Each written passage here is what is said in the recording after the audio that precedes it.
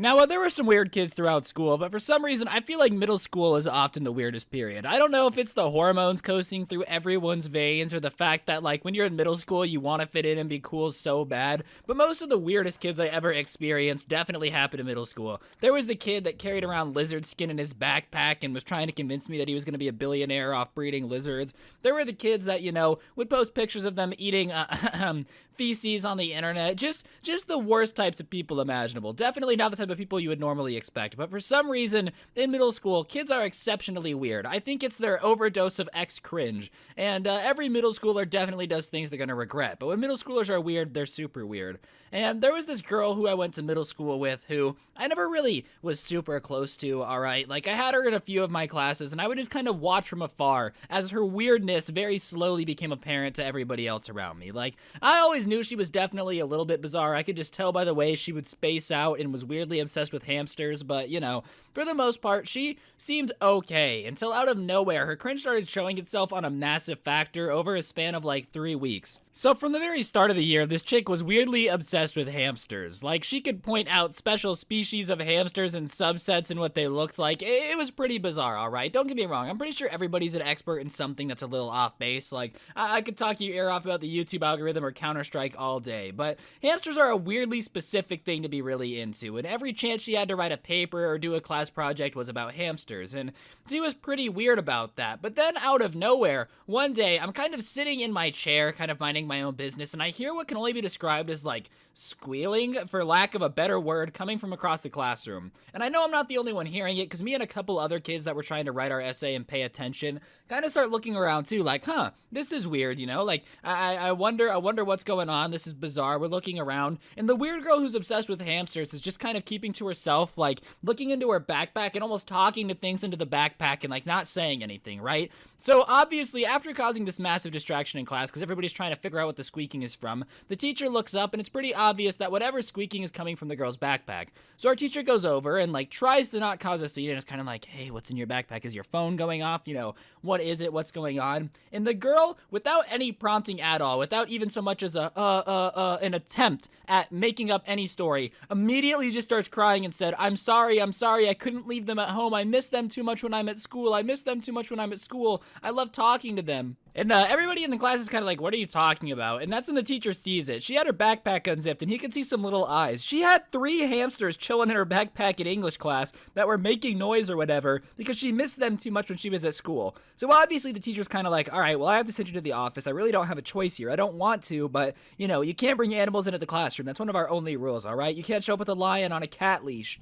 But as she's getting in trouble, obviously some kids have some questions. They're like, why would you bring them? Like, it's not even like you can do anything with them. And she starts going off about how she learned to speak hamster. She had stayed up every night writing down the amount of, like, noises her hamsters would make and the movements they would do so she could communicate with them now. Yes, that's right. This girl not only had smuggled Alvin and the rest of the chipmunks right into my English class and was sitting there trying to write an essay with them while talking to them in parcel tongue, but she was also convinced that she taught herself how to speak hamster. And hear me out here. I'm pretty sure hamster is not a language learnable by humans, okay? I didn't even know that hamsters made sounds until this incident. Like, if someone would have told me that hamsters have a secret way of communicating, I'd be like, oh, yeah, sure. This isn't a chimpanzee. Now, this lady thought Alvin was really singing to her in hamster form, just chilling there like a G-Force member in a little hamster ball. I'm sorry. You're definitely a little bit delusional if you somehow actually convince yourself that you can speak hamster. So, this upgraded her from DEFCON 1, from weird to, like, super weird, because anyone who's convinced they can speak to hamsters definitely is a little bit out there.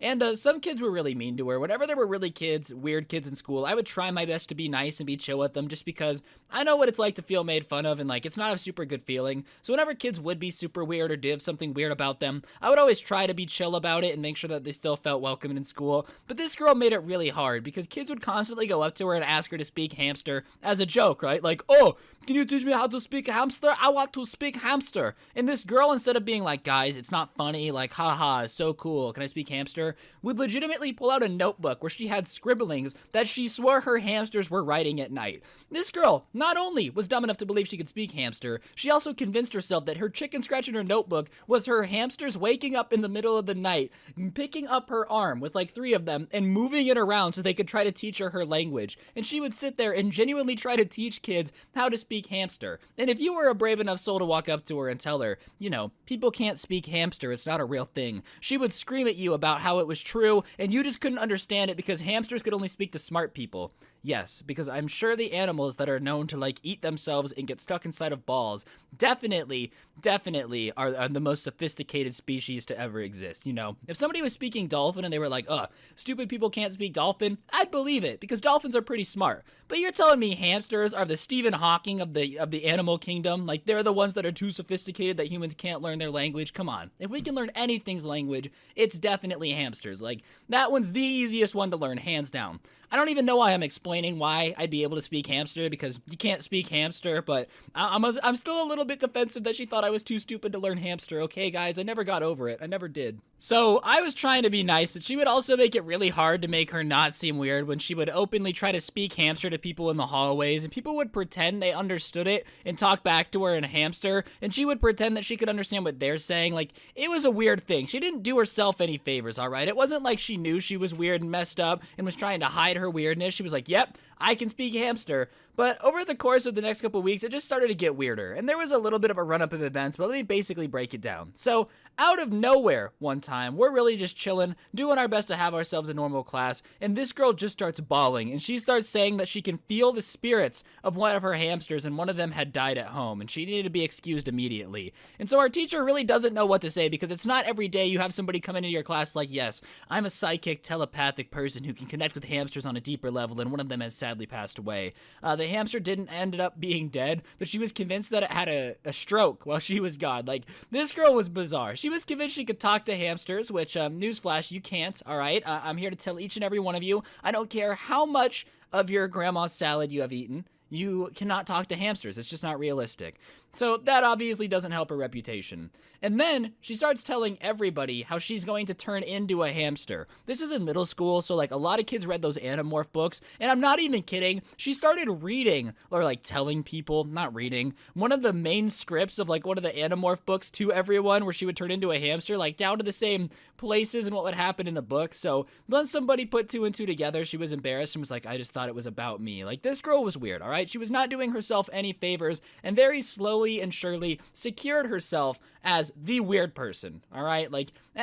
Every school has the weird person, but she ended up being the weird girl. Don't get me wrong, there were weirder guys. Don't ask me how I went to a school that had people weirder than hamster psychics, but we did.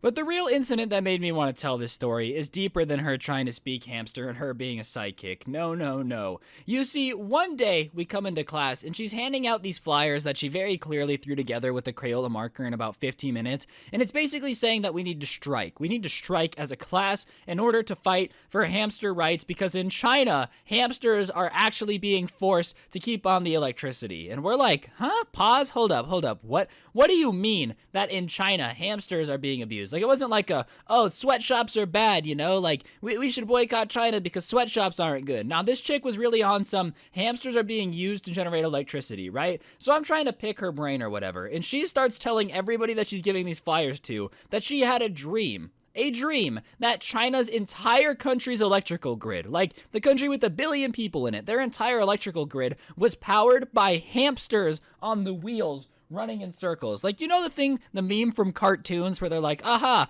how does it work? And then they have a rat running on a wheel that powers the entire thing. This girl legitimately thought that was China's electrical system. And as I politely tried to explain to her when she tried to give me a flyer, that China definitely was not harvesting power from hamsters, she starts going on about how she knows because she's a psychic and she could feel the souls of the hamsters in China that are being forced to keep the lights on. And that me denying it was just me confirming that I'm a speciesist. Yes, because apparently that's a thing now. I'm speciesist, guys. If you're out there and you're a hamster listening to this video and you feel offended by the fact that I don't believe that China has an army of hamsters to power their country, then I deeply apologize. You're more than welcome to unsub. I don't feel like hamsters are really a massive portion of my subscriber base, so I'm pretty comfortable saying that. So, sorry for being a little speciesist because I don't believe that China's entire electrical grid is run by rodents. I just can't believe it. I'm sorry. I really can't. And I wasn't the only person to kind of point out how weird the theory that China's entire electrical grid ran on hamsters were. There was another kid who took it a little bit further than me. When I saw how upset she got about when I said that hamsters didn't run China's power, she got really, really, really mad. So I was like, you know what? It's probably just not worth fighting with her, okay? I'm just gonna let it go. I'm not gonna press it. But there was one kid whose parents were from China who took a special offense to this because, I don't know, it was middle school. Like, I guess people saying that your mom and dad abused hamsters is kind of a weird thing to hear at 5 in the morning. It wasn't 5 in the morning, but you guys get the idea. And he was arguing with her and arguing with her and arguing with her. And what was her solution? Her solution was to use her 2 front teeth and bite this kid on the forearm because he wouldn't accept the fact that China used hamsters to power their entire country. So she sinks in with the power of 1,000 suns. I actually think she might have learned to bite from a hamster because those things got buck teeth and they can dig into your skin. This kid's arm starts bleeding and she just looks at him and goes, "Do you believe that hamsters do the power now?" And the kid's like, "No!" First of all, after the hamster girl that possibly has rabies bites you, generally the smart response is to be like, "Oh my gosh, yes, I never considered the fact that hamsters are a good power source." Just don't keep getting bit, alright? Like, this hamster girl could have 18 types of rabies and you would never have any idea because her only friends are hamsters, so even if she did tell her friends about her illness, we still wouldn't know. But this man doubled down and said no, so she rears back and bites him again, and at this point he like yells out in pain and we're all confused, and she has her buck teeth still sunk into this dude's arm like she's trying to hang on, you know? Like, it's a fumbled football and she's trying to make sure that she secures the fumble. This is the strangest thing I've ever seen. So the kid somehow stays calm after screaming, and eventually she stops biting him, and they're just like arguing still about this stupid idea that hamsters run the power in China. And you know, arguing with dumb people is a really pointless thing. Like, you're never gonna win an argument with a stupid person. You just can't. I don't know what it is, but stupid people can argue for days, and there's nothing you can do about it, right? So if somebody believes that a hamster is powering all of China, you probably shouldn't argue with them because they're dumb enough to believe that, alright? Like, I'm sorry. If you just believe things that are obviously not true, like, dinosaurs never existed, okay, where did the skeletons come from? And people are like, well, the CIA. Like, just don't even argue with them. It's not worth getting into. He kept arguing. They both got in trouble, which was bizarre to me, because, you know, when Hamster Girl bites you, the least you should do is not get in trouble. But, yeah, after that, she actually chilled out a little bit, but in 3 weeks, she went from relatively normal to hamster conspiracy theorist galore, who thought an entire country's power was ran on hamsters. And, if you disagreed with her, well then, you were getting bit, and we all lived in fear of Hamster Girl for the rest of the school year.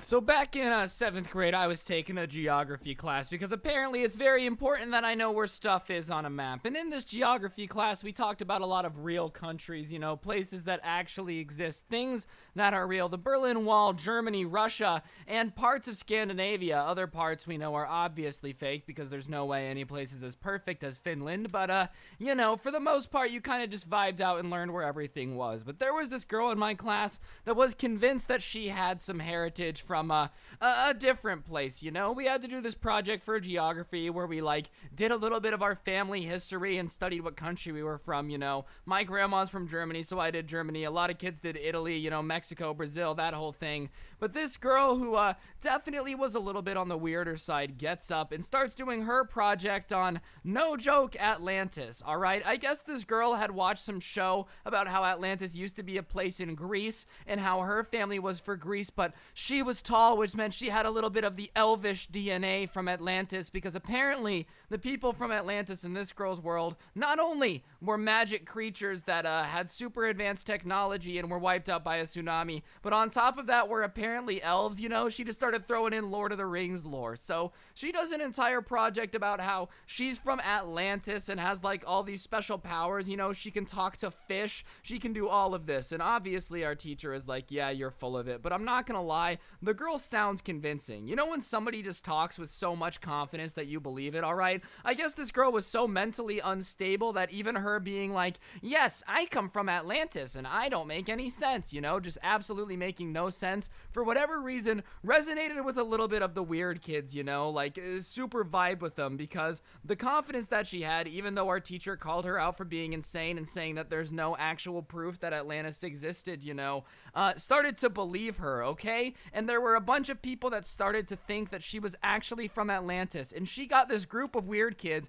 the kids that usually eat lunch alone or like bark at other kids, you know, that group of kids. Everybody knows who I'm talking about, all right? I don't need to name them, but one kid at your school definitely popped into your head, and we're not going to mention names because that would be a little bit rude.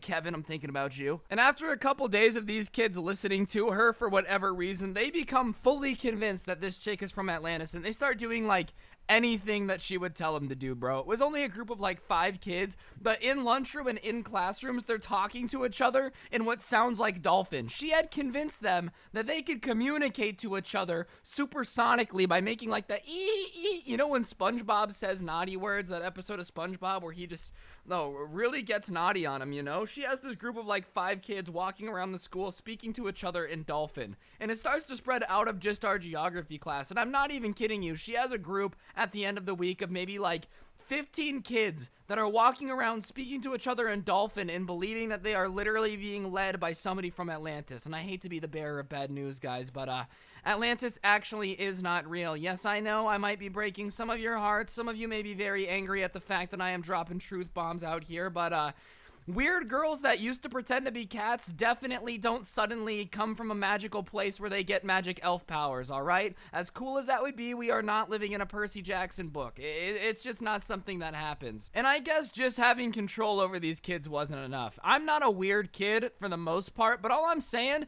is if I had a group of 15 people that I had convinced to speak in dolphin tongue in school in front of other people, and they would do anything I said, I would not mess it up, all right? I would not push for any more power. I'd just be vibing and have my army. Like, low-key, an army of 15 people is pretty impressive. Like, you can do some pretty cool things if you have 15 people that are convinced that you're like a demigod who can speak to fish. That's pretty dope. But for whatever reason, this girl decides that that's not enough. You know, just having the power over these kids thinking you're a god is not enough. Like I said, I would take it. That's pretty impressive. Do you know how much less homework I would have had to do in high school if I had 15 people that I convinced to, you know, speak in fish tongues to do it for me?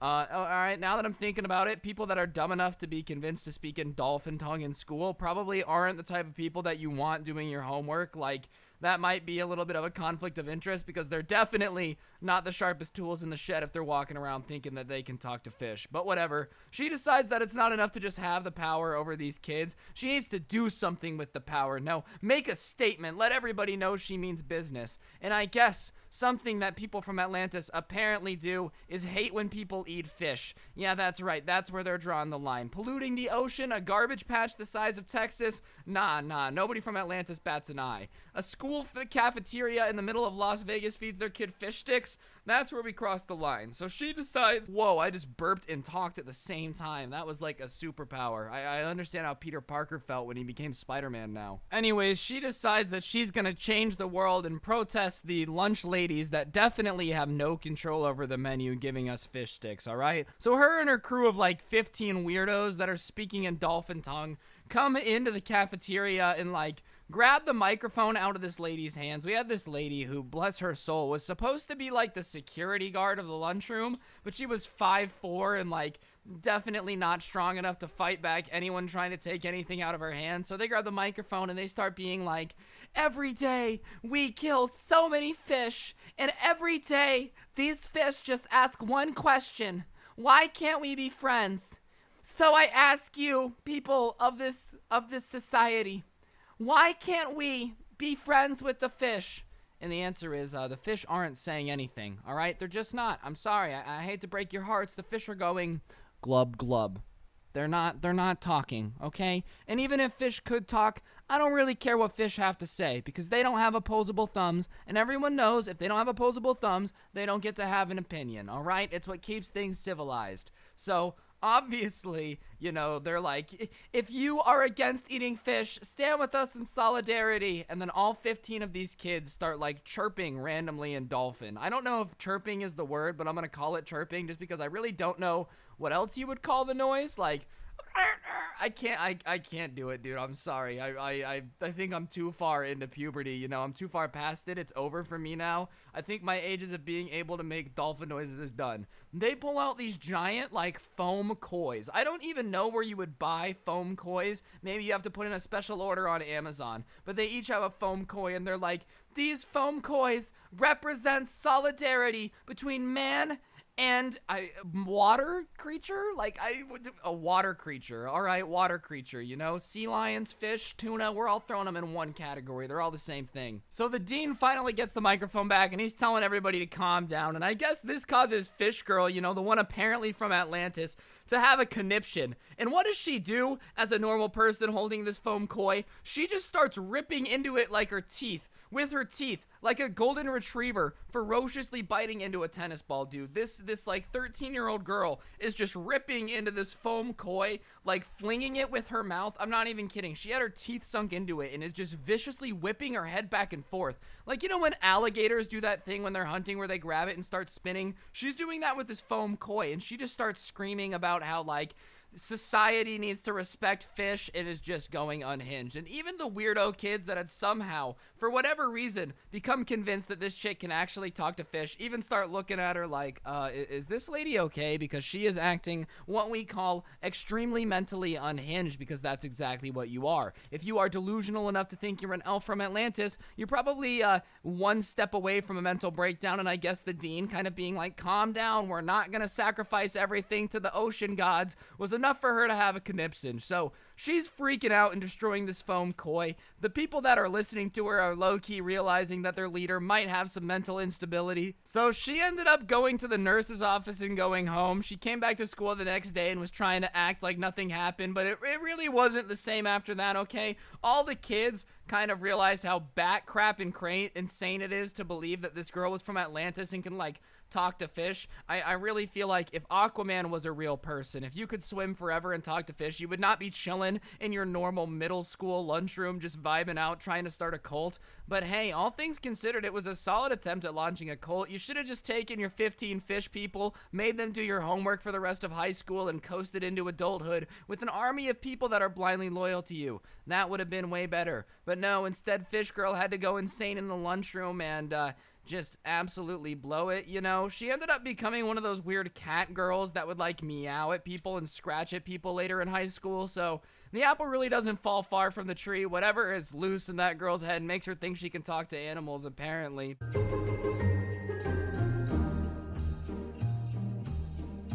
So as you guys can tell from the title, we're coming back at it again with more stories about the vape god snake lizard guy. If you haven't seen part 1, I'll put an annotation on screen now, but basically there was this kid I went to middle school with that was actually the weirdest person ever. He wanted to be a lizard breeder, but not by, you know, buying 2 lizards and making them breed, but by actually going out in the wild, catching the lizards and making them breed, because he felt like they had more of a killer instinct, you know? He would grind up bananas and put it in milk and try to sell it in front of school with the name Nana Milk, and was surprised when nobody bought it. And on top of already being really weird, was vaping continuously and showed me a snake head. So this kid was definitely one of the weirdest people I've ever interacted with in my entire life. And you guys loved the last video so much, I figured I would just tell you guys more of this kid's misadventures, because he was just kind of a meme at our school, and I have quite a few. So I've decided to give this kid a nickname, just to make telling the story easier. So from now on, his name will be Melvin, alright? And Melvin was a weird guy. And along with being an entrepreneur, he didn't have the best of luck with women, okay?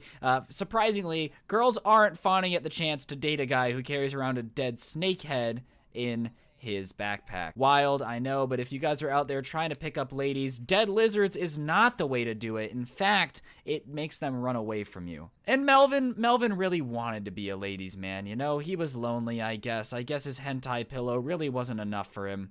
And he was constantly trying to hit on girls. And by hit on girls, I mean, I really don't think he knew how to talk to people. Melvin was notorious for doing 2 things. First things first, he would go to every girl's social media, like literally every single one of their posts, and then comment something weird. Not like, oh, you're cute, or the thing where you like someone's picture and then they like one back and you do that for a few days. days, like straight up just stalking them and commenting on posts that were a year old. Which, I mean, Melvin had balls of steel. I don't know about you, but I would never, ever comment on a post that's like a year old. That's just how you look like a crazy person. And then when the girls wouldn't respond, Melvin would go up to them the next day in person and be like, did you see my comment? And if they said yes, he would ask them for their phone number, but Melvin didn't have a cell phone. No. You see, Melvin would write down your phone number and then call you off his house phone. But when girls would talk to Melvin on his house phone, they would notice that someone was always listening because Melvin's mom wouldn't let him talk on the phone without supervision. So just imagine trying to put the game on your crush, hey yo baby girl, what you wearing, only to hear Melvin's mother, who named her son Melvin, on the line like,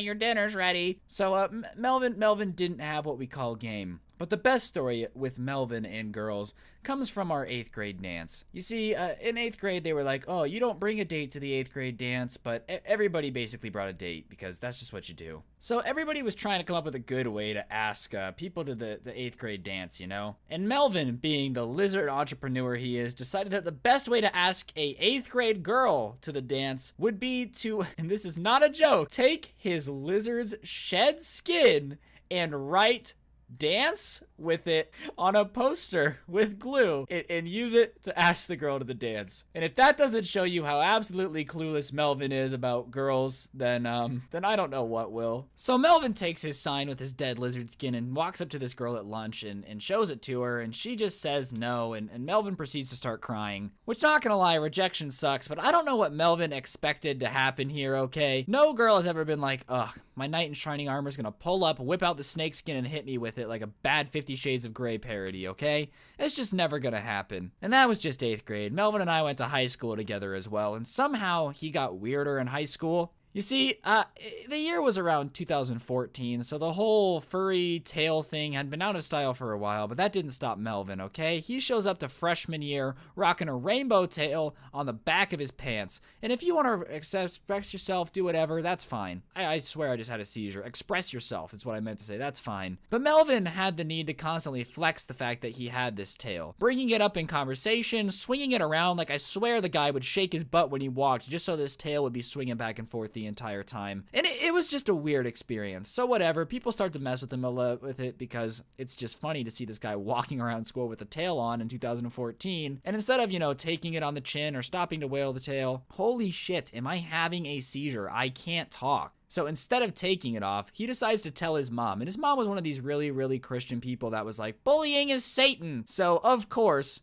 Melvin himself in his rainbow tail get us an entire conference in the gymnasium, a whole presentation on why you shouldn't bully people who wear tails. Like, as if we're not gonna know exactly where this is coming from. Wow, really? In 2014, you're magically gonna give us a seminar on why not to bully people with tails when there's only one kid in the entire school wearing a tail? And Melvin wanted to play dumb. He's like, oh, I don't know why we're here. Yes, you do, Melvin. It was your mom. Playing dumb doesn't make it simpler. You're the reason that we're all here because you wanted to wear your tail and you couldn't take ridicule.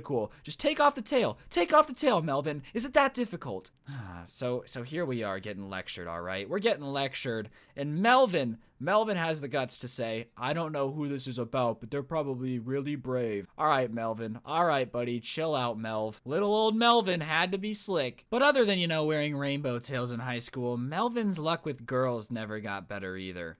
There's not a story for that. I just wanted you guys to know that this guy never got a girlfriend. Until his senior year. You see, ladies and gentlemen, there's a little something called senior freshman relationships, which are just weird. Something about a grown man basically dating a 14-year-old is just a little shady in my opinion. If you're down for it and like you actually have good intentions, that's fine, but usually they don't. And Melvin really didn't look like a kid, okay? He never shaved his beard. He was a neck beard. This neck beard was juicy, all right? Imagine Will Ferrell's Jufro. Will Ferrell's? Oh my gosh.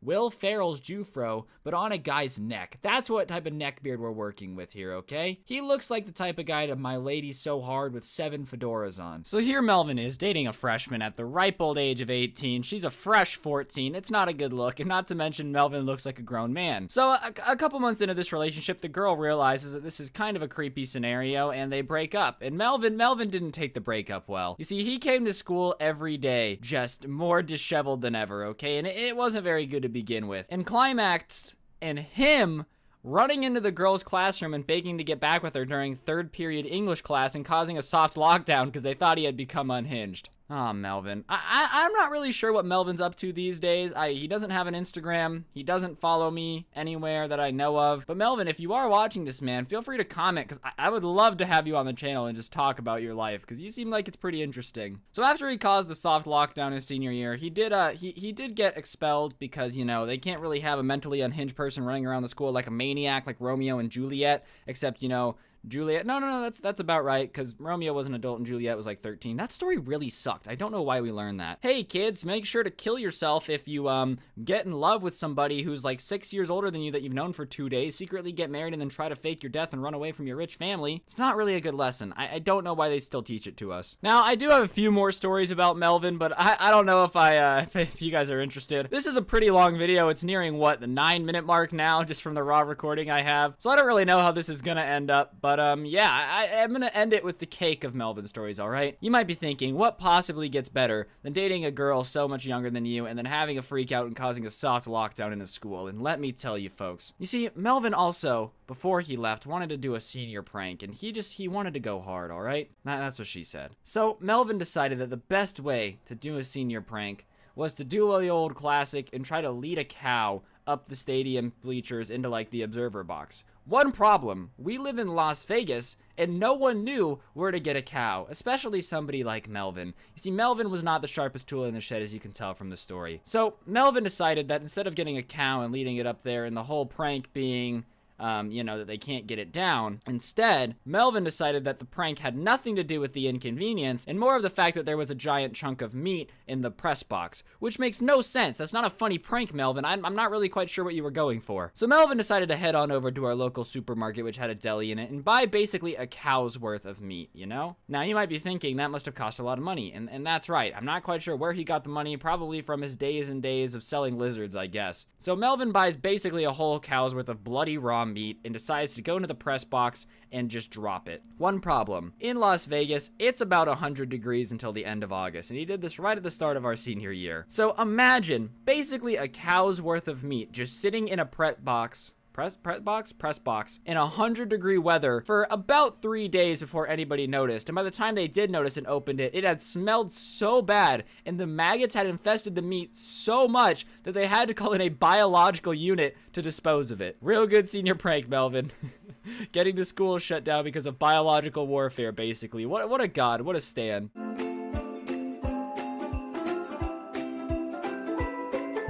So in college, for whatever reason, we had this assignment where we had to partner up with 3 other kids in our class and write an essay about what we wanted to be when we grow up, you know? Like, what were we in college to do? What was our dream job, you know? And it was a pretty easy project for me. I quite literally wrote my essay about how I'm not sure if I'm supposed to be in college, and then like 2 months later, I wasn't in college, you know? So my assignment gets done quick, but like I said, we had to work with a group, and however we were in class, we had to get with our essay group and talk about our essays and what was going on. So I finished mine in like the first 2 days because it's quite literally just 5 pages of me being like, I don't know, I just feel like this is a waste of my time. So that gets done pretty quick, but other people weren't so lucky. You know, there was another kid in the group who was pretty cool and he wanted to be like a doctor, so he's writing about how he wants to save people's lives, you know, a stand-up citizen. I want to sacrifice my life and learn everything I can to help as many people as possible and make bank along the way. Like, that's a pretty cool dude, you know? You want to be a doctor, that's a vibe, that's a vibe. There was another kid in our group, though, named Gavin, who was a bit bizarre. The first time he was writing his essay and showed us his rough draft, he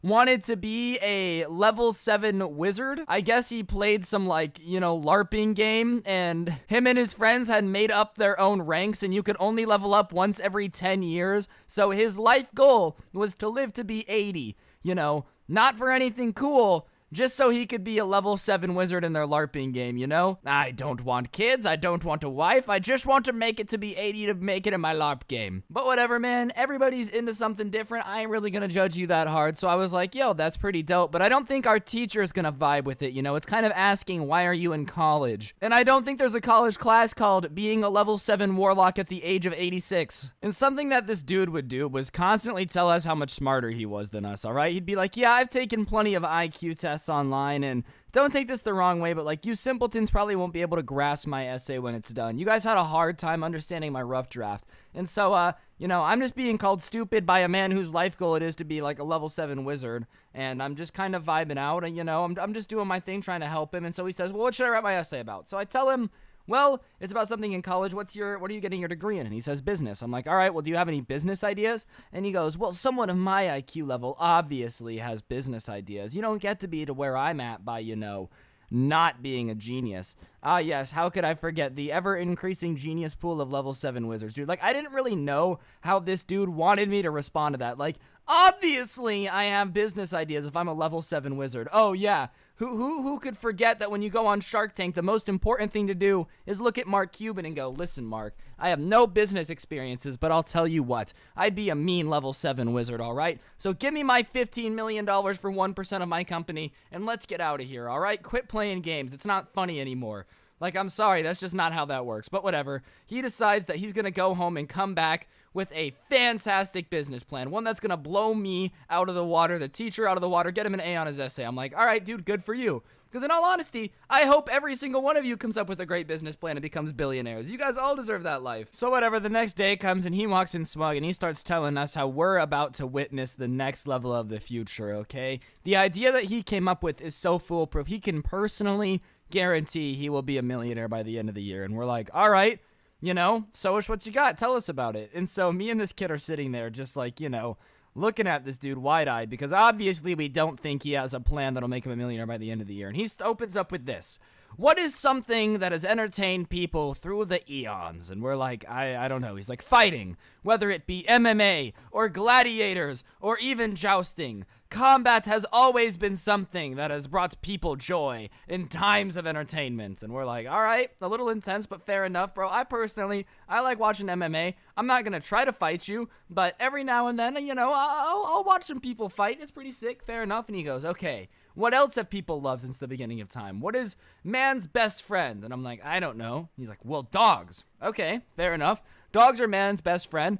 But if you're like me and you're a logical person, you're probably thinking right now, I don't really understand what dogs and the fact that people like to watch fights has to do in common. Like, you're not quite sure how these things are related. And that's because you're a real human being with a brain who thinks. And he starts to explain to us that he's going to teach dogs how to box and then do a dog boxing league, which is dumb for a few reasons. First of all, you can't teach dogs how to box. That's not on their list of tricks. And when I told him that, trying to be a nice guy, hey man, it's a cool idea, but I'm pretty sure that you can't teach dogs how to box, he looked at me, got mad at me, and was like, ugh, such simpletons. Obviously, if you were smart enough, you could train dogs to do anything. Look at all the jobs that dogs already do. He starts saying they guide blind people, they help police officers, they help firefighters. Dogs can be trained to do any job. And I'm like, yeah, but in all those instances, they're kind of just trained to like sniff stuff. They're not trained to be fighting each other. Not to mention, dude,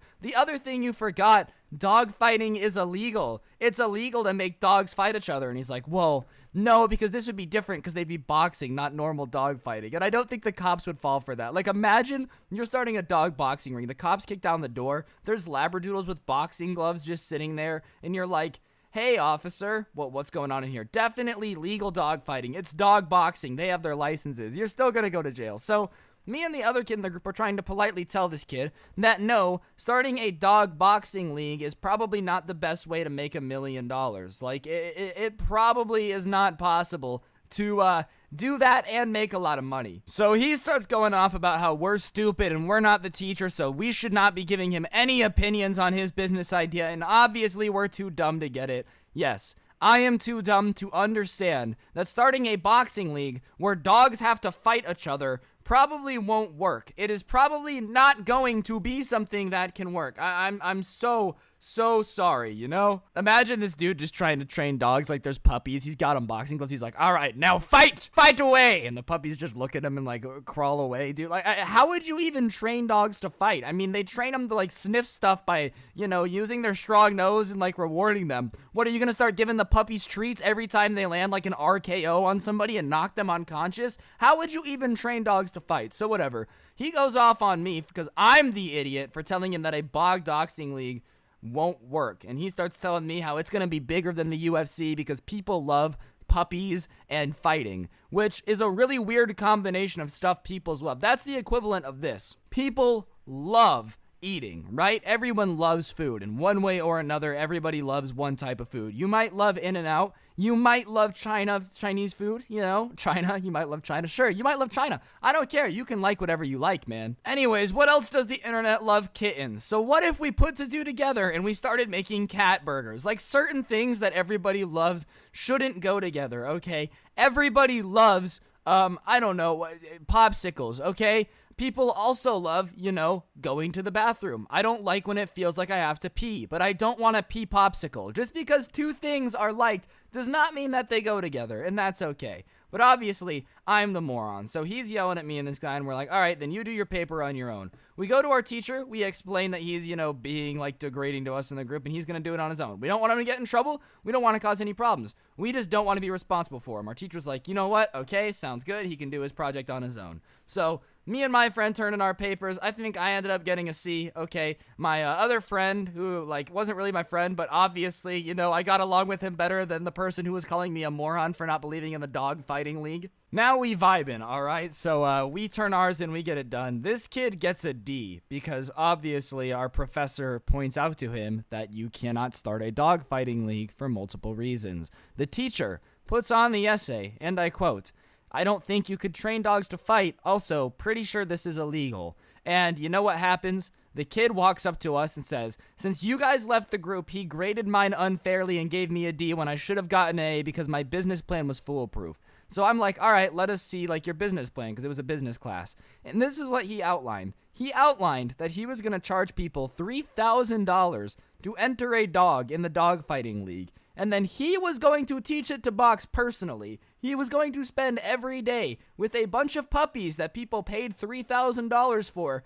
teaching them how to box. And when they learned how to box, then they would pay-per-view the fight for $200 on ESPN that he doesn't have a contract with. And it would sell out, and basically that's how they would make all their money. You're telling me people are going to pay twice what they pay for a Conor McGregor fight for a dog boxing league, bro? You're just delusional. But regardless, some people out there are weird, I guess some people out there just want to start a dog fighting league for some reason. Not even a dog fighting league, okay? No Michael Vick in here. A dog boxing league, and just don't understand it's a bad idea. And apparently, when you point out to them how bad their idea is, it's completely your fault. But I guess certain weird people out there really just be doing the most to give you good story times.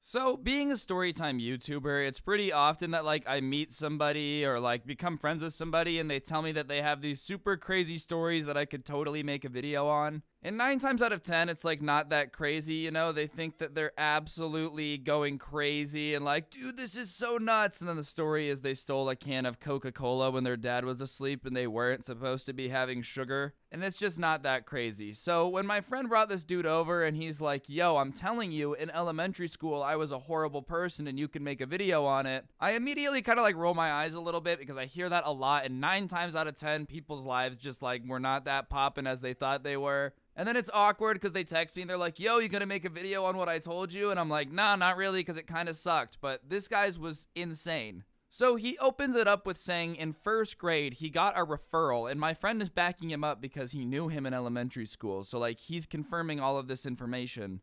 In first grade, he got a referral because after 3 times of being warned, he was still going into the bathroom and standing on top of the urinal. And when kindergartners would come in to pee, he would scream at them to scare them and make them pee their pants. That is right. As a 6-year-old, he was like, what is the most effective way to make as many people as possible pee their pants on school grounds? Oh, I know. I'll climb on top of the urinal and do a 2009 YouTube prank on these kids. So, as a 6-year-old, if your mind is automatically thinking about how to get as many people as humanly possible to pee their pants, you're probably not the best person ever. But what I love the most is he tells us that he had been warned 3 times to stop doing it, meaning that there were multiple occasions where a teacher had walked in and just seen this kid standing on top of the urinal hyped to scare somebody and make them pee their pants. and was like, listen, man, we already gave you 2 warnings. Remember, this is your last warning. Don't do it again. Only for homeboy to just hop back up on the urinal as soon as he turned around and just send it anyways. Could you imagine those poor kindergartners, dude? You're 5 years old. You've had a stressful day of like learning the alphabet and drinking apple juice. It's about to be nap time, so you gotta go pee. You walk in and some big kid is just screaming at you from on top of the urinal and you're like, ah, and then you pee your pants. And for the rest of your life, until you graduate high school, you are known as Pee Your Pants Peter, and that's just not something you want to vibe with. Like, honestly, he really went out of his way to traumatize little kindergartners in the bathroom. That's how horrible you are. And it sounds really bad until you realize that he was like in 1st grade, which is only a year older than them, okay? It's not like he was some 20-year-old sitting in the bathroom scaring children. I just feel like I have to make that very clear because that changes everything. Like, could you imagine? Oh yeah, he was actually 20. He was doing this last weekend during the corona time, sneaking into bathrooms and scaring children. He wouldn't be anywhere near my house, okay? I can promise you that. But like the fact that this 1st grader was coming up with ways to terrorize the grade underneath him is kind of savage. But how weird to just hang out in the bathroom. Like, low-key kind of cringe too. That's just not a good smelling place to vibe. So on top of that, I'm like, okay, scaring kids on the urinal, it's pretty funny, but did you do anything else, you know? Like, you gotta give me more than that. That's not enough to make a 10-minute video, and I'm not trying to just upload a 4-minute video to YouTube. Let's be honest here. And he's like, all right, this one's horrible. I don't want to admit it, so you can't include my name if I tell you this story. And I'm like, okay, no problem. I'll change your name. And he said, there was this kid who one day at lunch took my Gushers, and I loved Gushers, and so I decided that I was going to get revenge on him, and I was like, fair enough, you know, when you're a little kid and somebody takes your Gushers at lunch, that's basically the equivalency of declaring war. Like, if we're going to be honest, that's apples to oranges. Declaring war, stealing your Gushers, they're almost the same thing. So obviously, he decides to get back at him. So this kid apparently had a very large head, and I asked my friend who went to school with him, and he goes, nah, like, this kid's head was ginormous. Like, low-key, him and Megamind could have been body doubles. You know, if Megamind had an acting career after just that one movie, this guy would have been a stunt double. Like, this dude's head was ginormous. So he starts a rumor because, you know, this is like 3rd grade, so kids are really dumb and will basically believe any rumor. I don't know what it is about young kids, but like, there's just this inclination, oh my god, I can't talk, to believe anything you hear, you know? Like, oh yeah, it seems legit. Like, if somebody just says, nah, dude, I swear it's true. As a little kid, you're like, yeah, all right, seems legit. Like, I mean, if you swear, then, like, you can't be lying. So he starts telling everybody that his mom had a baby with a watermelon, and that's why his head is so big, because his dad is a watermelon, and people start believing it. And I'm going to change his nickname, but people started calling him, like, Watermelon Jimmy and, like, all this stuff, which is horrible. This is not a good thing, but, like, could you imagine, you know, he gets called to the principal office for this, by the way, for starting this rumor, and in walks this kid, and the principal's like, I've already had to yell at this kid for scaring people on urinals. I've already had to yell at him for plenty of other things that I'm saving just in case this video bangs, you know, like, I was smart. I saved some good ones. And now here he comes for starting a rumor that this kid's mom had a baby with a watermelon, which is literally impossible. But, like, now this kid is getting called Watermelon Jimmy because he has a giant head and everyone thinks that his dad is a watermelon, which could never happen any other time. Like, this can only happen in 3rd grade. Only in 3rd grade when an entire class of kids genuinely believe that a watermelon was somebody's dad. Like, this would never fly any other time. So, basically, they tell him when he's in the principal's office for this watermelon incident, for starting this rumor that this kid's dad is a watermelon, that he has to call his parents and explain what happened. Like, he has to call and explain basically what he said and how he said it, and they're expecting him to be super ashamed and be like, Mom, I made a really bad joke about a kid and he felt bad and like, I'm horrible. But he picks up the phone, dials his mom's number, and is like, yo, what's up, Margaret? Hear me out. This kid has a big head and was pissing me off, so I told everybody that his mom was, sleeping with the watermelon, and that's how he got his big head, and it was pretty funny, and everybody believed it. And, like, the principal apparently's jaw is dropping because this kid just was like, yep, I did it. I don't really care. I'll admit it right now. I told everybody that this dude's dad was a watermelon, and I don't regret it at all. Also, I know my Minecraft gameplay is literally the worst thing you've ever seen, and I'm super sorry, but, like, it is what it is, so you gotta live with it. So, with no remorse, he explains to his mom basically that this kid stole his Gushers, so he decided to ruin his life and make everybody believe that his dad was a fruit. Like, what a weird thing. man, you steal my gushers, I'm gonna convince everybody that your mom got a little freaky with the fruit ninja if you're picking up what I'm putting down. So I would step away from the gushers, my brother. But the real kicker is, apparently, he ends up getting kicked out of the public school, obviously, because they were like, listen, you're starting rumors that kids have watermelon heads, showing no remorse for it, you know. You're like scaring kids on urinals. We just can't have you anymore. So he gets put in this private school, right?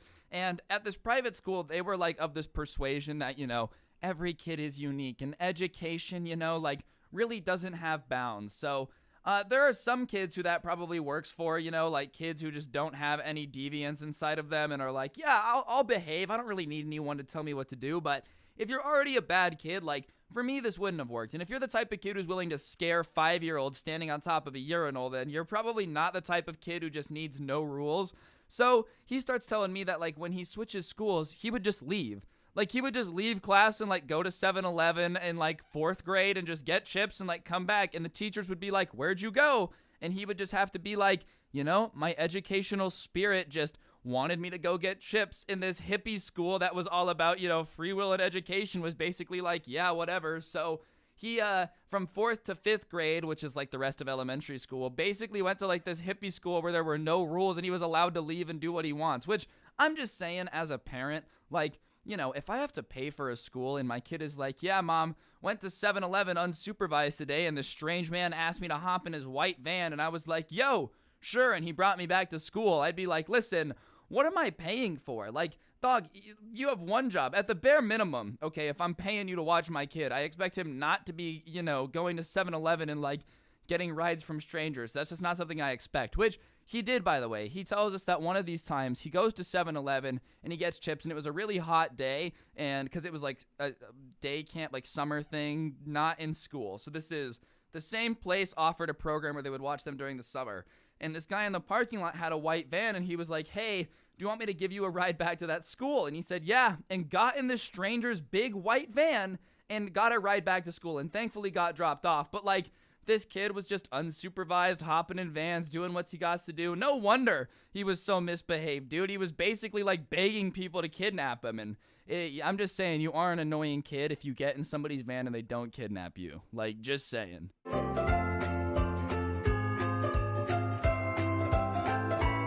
The bar for being a weird kid in elementary school is already astronomically low, okay? Like, it's really hard to be weird in elementary school, considering 90% of your school's population is 100% still eating their own boogers or doing other gross things, you know what I mean? Like, for the most part, little kids as a whole are pretty weird and gross and weird. Like, everybody knows, you know, that one group of kids that was just super bizarre in elementary school. Most kids are a little weird in elementary school, but there was this kid at my school for who the rest of the video I will name Carrot, because he was named after a vegetable, and I really don't want to say his name just in case, but I think it's important that he's named after a vegetable just so, you know, my brain understand what's going on here. So I'm gonna name him Carrot. And Carrot was a kid that stood out even amongst all the other weird kids, you know? Like, yeah, there were a bunch of weird kids at elementary school, but Carrot, like the king of the weird kids. He sat on top of the jungle gym with a crown atop his head and was, you know,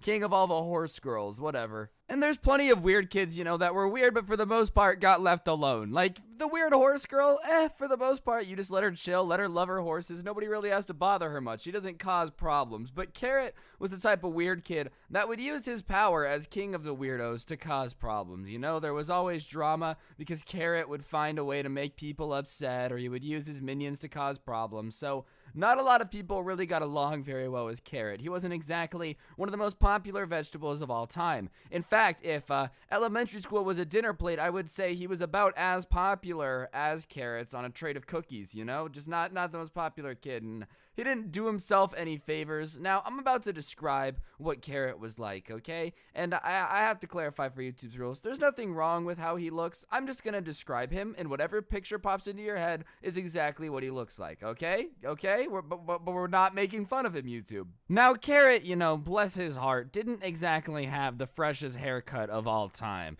He thought he did. He really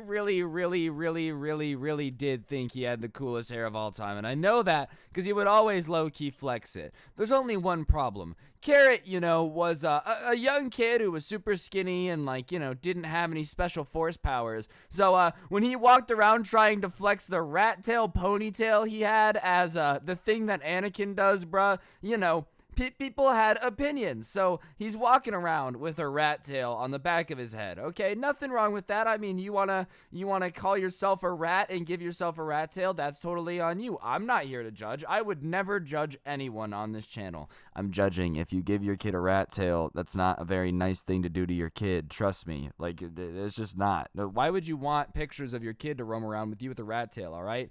Because I don't care how old you are. I don't care if you end up being, the hottest guy in the universe. If there's pictures of you as a little kid with a rat tail, anyways, so he has a rat tail, but it's not just any rat tail. No. That would make things too simple. See, Carrot also had this really weird thing where his mom was a hippie, hence the rat tail, and his mom told him that little kids were supposed to be free spirits that didn't need to shower, which, I don't know what book she was reading about how kids don't need to shower, but that is definitely not the case because Carrot smelt like a carrot that had been left on the side of the road during the summer in 900-degree heat. He did not smell the best, all right? So here's this rat tail kid who smells like poopy, always coming around acting like he's better than everyone. Like basically anyone that wasn't in his weird little clique didn't really get along with Carrot very well. They were like, hey, Carrot, we don't like Carrot. I don't know what you're doing, but Carrot ain't very chill, bro. That's just not what I'm about. You know what I'm saying? Like, hey, I thought you were chill, Carrot, but you're not. And Carrot would cause problems, dude. I vividly remember him walking around the elementary school classrooms, and, if you had a crayon that was sharper than his and a color he wanted, he would just take it and give it to you. And I know what you're thinking. Why wouldn't you do anything? Why would you let him take your crayons? And it's because he had the entire school held hostage because he was in charge of the weird kids, okay? I'll never forget one time, dude, while he was going around doing his crayon thing. Some kid was like, dude, I'm not going to give you my crayon. I want the sharp crayon. And Carrot looks at him and goes, is that really what you want to do? And he said, yes. And later on the playground that day, this is not a joke, Carrot decided to get some revenge on him for taking back the crayons that were his. A pretty normal thing to do. Let me have my stuff back. So Carrot decided to send 3 of the cat girls after them and ordered them to not stop chasing him until we went inside from recess, bro. Wait, who does that? And the weirdest part is they did it. That poor kid had to run around all lunch with Rebecca the cat girl trying to bite his ankle and nuzzle him with her woos, which has got to be terrifying looking back behind you and seeing somebody that takes orders from a kid named Carrot who smells like butthole. If someone's chasing you trying to kidnap you or punish you and you know that they're paid by some giant billionaire dude, at least that makes sense. They're in it for the money. They're just trying to live here. If 3 girls are pretending to be felines chasing you across an elementary school playground, you're probably like, wow, these girls are very weird, because that's a very weird thing to do. I don't know. You can judge a lot on somebody based upon what advice they're following. And if you follow the advice of a man named after a vegetable, I'm just saying, it doesn't work out, Everyone remembers President Eggplant. It didn't go very well. So this Carrot kid basically has my elementary school class hostage, all right? There's nowhere to run. There's nowhere to turn. Everywhere you go is someone that, listens to the kid, and the teachers thought he was just the funniest darn thing because, I don't know, adults are kind of dumb sometimes, bro. Listen, as an adult myself, I can understand most things, all right? I'm not that big of a boomer, but actual boomers are clueless, dude. You could be like, hey, Carrot hogtied someone in the bathroom and said, you're gonna sit here and sniff your own farts, and they would be like, oh, that's just Carrot being a quirky individual. Guys, let's encourage, diverse thoughts. And you're like, dude, no, I'm cool with diverse thoughts, all right? You want to teach me a different way to tie my shoes, whatever, but I'm not down with someone culturally making me sit in the bathroom with them. I'm not down for that, but some teachers just really like that. So none of the teachers would really do anything unless we caught them doing something bad. So one day, Carrot's walking around the room being a nuisance, and a different person, the other class pet, a class pet showdown bursts out because he tries to take her crayons, and she's like, no, I'm not going to give you my crayons. I'm using them right now, which is the right way to do it, guys. I did go to law school, okay? I really didn't. Please don't take any legal advice, but I'm pretty sure that if someone tries to steal your crayons, you have the right as an American to stand your ground and make a scene in your classroom. So whatever, the other girl class pet in our class starts arguing with him about why she's not going to give him the crayons, and he starts making a scene and starts crying. So our teacher goes over there, you know. I'm not gonna lie, I did have a pretty hot elementary school teacher. If she's watching this, hey, yo, Miss Jefferson, you had me in first grade in like 2004. How about you come back, little mama? Let me take care of you, okay? Let me teach you some things, you know? That's a long shot and not gonna happen. So whatever. The class pets are like fighting, and the girl's like, no, he always takes my crayons. I'm not giving them up this time. I usually always share. And our teacher, you know, being the logical baddie she is, hit me up, was like, hey, you know, I am gonna say, you do take crayons a lot, and for the most part, she doesn't complain. So I think we should let her have her crayons here. You know what I'm saying? And the kid's like, fine. I'm Carrot. I smell bad. I have Jedi hair. I'm gonna go sit in my desk. So he pouts off and goes and sits in his desk, folds his arms, and is looking all, you know how whiny little kids do, you know? The ones like whiny little kids that aren't like still cute kids, you know? Like, you know when a kid is like whiny, but it's like kind of adorable. You're like, look at you. You're angry, you know? Nah, this is one of those temper tantrums in a Walmart where a kid is like bawling tears on the bottom of a shopping cart, kicking it, screaming, I don't want to carry the dog food. Like, it was not pretty. It's not. So everyone thinks the beef is over. The beast has been conquered, all right? Good luck getting your cats to chase around the smartest girl, Mr. Man. Way to go. Good luck. You've been defeated. But the story was not over. I guess getting told no for the first time in his life really did upset him, you know? Because what happens next is this kid, little rat tail, decides that it wasn't enough and that he would not be the only one with a ridiculous haircut today. Because about 2 hours later, we're doing something different. I don't remember what we're doing, all right? It's elementary school. I'm probably making some snowflakes or something for my mom that she threw away because she was like, this is stupid, you know? But whatever, we're sitting there cutting up some paper for something, and we hear a scream, and oh my god, and I look over, and Carrot is standing behind the girl that was arguing with him about how she's not going to give up her crayons with a giant lock of her hair in his hands, in the eyes of somebody that had just done the world's greatest accomplishment, right? Like, imagine if literally every car on the planet was Tesla. That would be the look of Elon Musk. He seems so happy at the fact that he had a giant chunk of this girl's hair in his hand. He really did not care at all. And the world is sitting there flabbergasted. So the teacher's like, did you cut her hair? And he's standing there with the scissors and hair in his hand proudly. He's like, yeah, I did. And they're like, oh my god, oh my god. Because I guess it's a really big deal to cut girls' hair. Like, I don't really get it. I'm not a girl, if you couldn't tell. I don't really know a whole ton about the way girls' hair work, but apparently it's a really big deal to get your hair cut if you're a girl. So, like, apparently it's the end of the world. So the entire class erupt, dude. And I swear, you would have thought that some kids, like, just watched something traumatizing with some of the reactions. Like, some of the kids are out on the playground at lunch. Yeah, I saw it, man. I saw him. I saw him with the scissors. Like, they're acting like they're traumatized. They're gonna have PTSD from someone getting a haircut. You know, chill out. Regardless, after that, Carrot moved schools because his mom said that she wanted a more, optimistic environment from him. Basically, she wanted a place to drop him off for 6 hours a day that would have babysat him and not actually had rules. Like, you know, she wanted a place where if he cut off someone's hair, they would have said, oh my god, you're going to be the world's best hairdresser, which is where parents put their kids when their kids are a moron.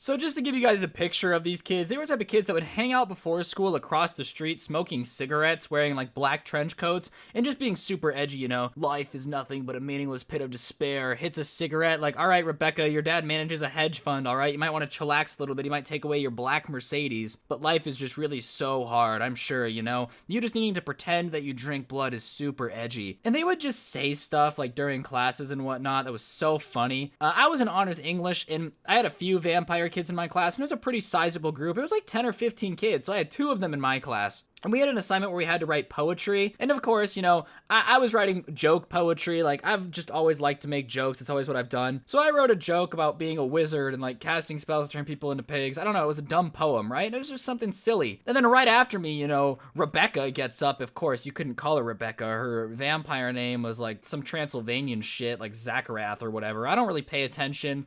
It was some dumb name. And she starts reading this poem about how darkness is black, and so is my soul. I have nothing to love but the soul of the enemies that I have made. Just some real edgy grade A shit. And the best part is, Rebecca and I were neighbors, and in her backyard was a pool, and when we were kids, we would go swimming, and she would be like in bright colors all the time, and just super happy and super energetic and a ton of fun. She joins this vampire game, and saw, like, all of a sudden, Rebecca really switches up. Instead of being, you know, a chill, normal girl wearing bright colors, she wants to drink blood in the back of the, I don't know, a black SUV surrounded by a bunch of members of like people painted in zombie paint. It was just weird. Rebecca was funny, and her poem was about how hard of a life she has. I'm like, Rebecca, I know your family, okay? Your parents love you. Like, what do you mean? Oh, my life's a pit of despair. No, it's not. The pit of despair is going to Disneyland with my family every year. Oh, my life's just so difficult. So they were just posers. It wasn't like kids who actually had a hard life. They would just pretend like, you know, they've just really experienced it. It's just been a really hard life for them, you know? Another really funny story that me and my friend were thinking of, okay? So this is a real story, by the way. So in order to get lunch, we had like this long line, and you get to the front, and it was just like this desk where you would like order your lunch, and you would take it and go back.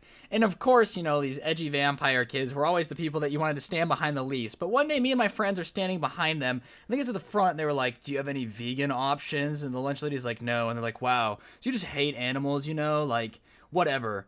Here's what's funny. If you guys are vampires, you're drinking animal blood. You think that's vegan? You think they just drain the blood? Like, hey, Mr. Pig, can I borrow an ounce of blood so I can drink it later? No, that's not how vampires work. Second of all, this lunch lady is serving you lunch. Do you think she really has time to hear about your vampiric ass complaining that there's no vegan options on the lunch menu?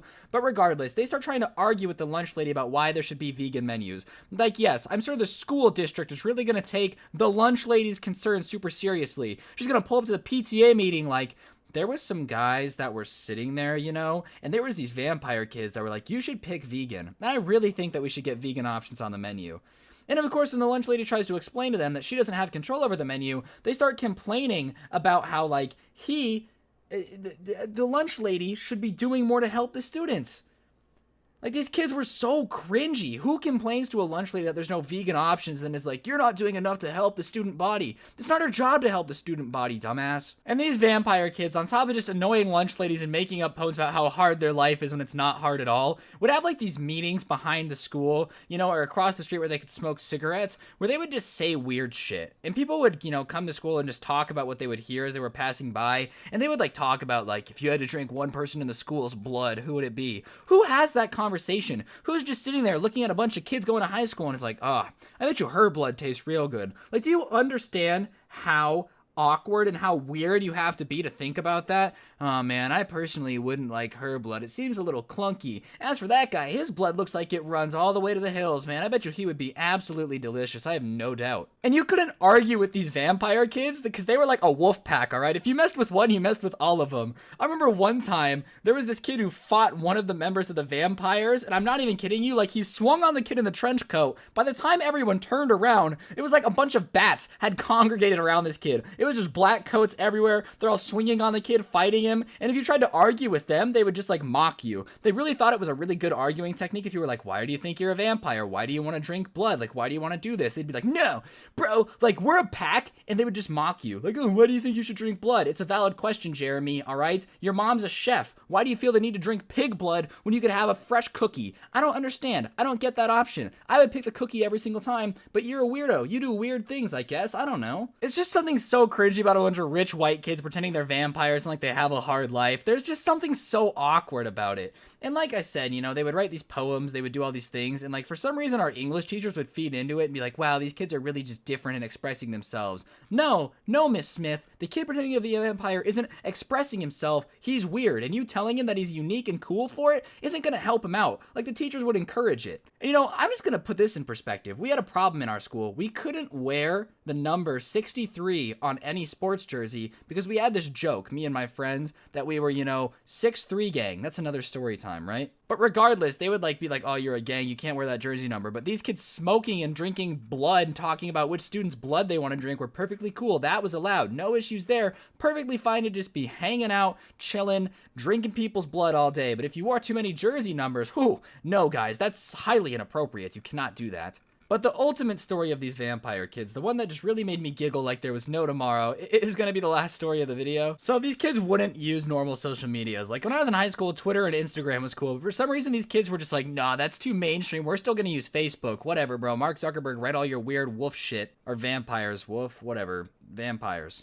Even then, so whatever, we get into this, and they had this Facebook group where they would talk about stuff. And of course, everyone would wonder what's going on in the Facebook group. There was tons of rumors that they were like planning to drink people's blood, or like that was where they would plan weird, I don't know, vampire stuff, whatever. So of course, we make this fake Facebook profile and just for months are constantly trying to get into this group. And then finally, one day, my friend gets his fake account into the group. And I'm not kidding you, reading these messages was like getting on the inside of the most emo, edgy kids of all time. These kids would write paragraphs on paragraphs every day about how much they hated their parents and how life was so hard. And no joke, as I said at the start of the story, a lot of these kids were driving like brand new black Mercedes, or parents would take them to Disneyland every year. Just the type of stuff that you were like, your life's not hard. It's not hard to be a spoiled rich girl, right? So what my friend is, he screenshotted every single one of these posts of them just complaining about their parents, how much they hated them, how their mom was a bitch, all this stuff that they would say about their parents, and like their parents loved them. That's all their parents had ever done.